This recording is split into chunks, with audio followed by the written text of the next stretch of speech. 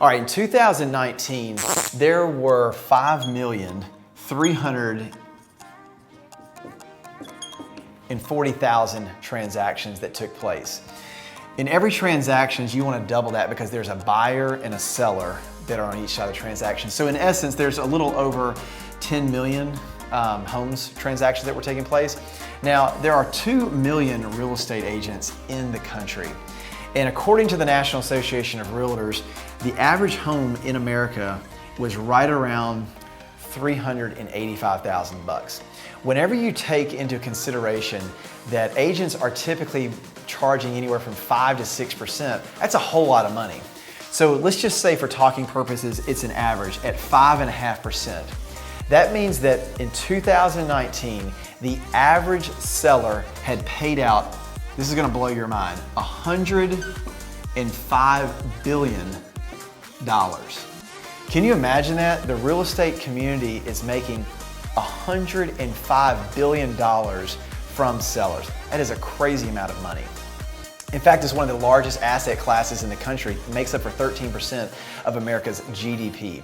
So whenever you start to think in terms like, what's the actual dollar per hour? How much are agents actually making from those transactions? I want to break it down to you like this.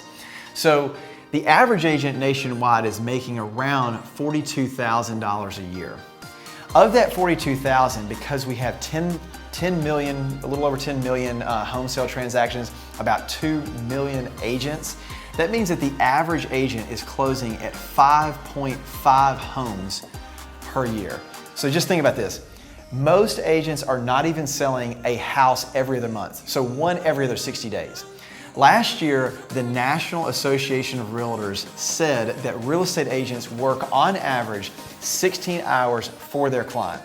So when you do the math and you say, okay, the average agent is working to sell 5.5 houses a year, the average real estate agent is being paid for 16 hours worth of work.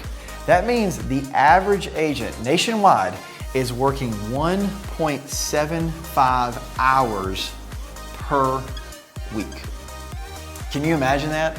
Whenever you go to work, you're working 1.75 hours a week for clients. Now, of course, there's tons of networking, there's tons of business development, but in a sense, if you're the seller, you're paying for all that. When you do the math and say, okay, based on the average number of sales price and how much agents are making, the math works out like this. If you're selling your home on average for a $385,000 house, you're actually paying $661 an hour. $661 an hour. So here's why this is so shocking.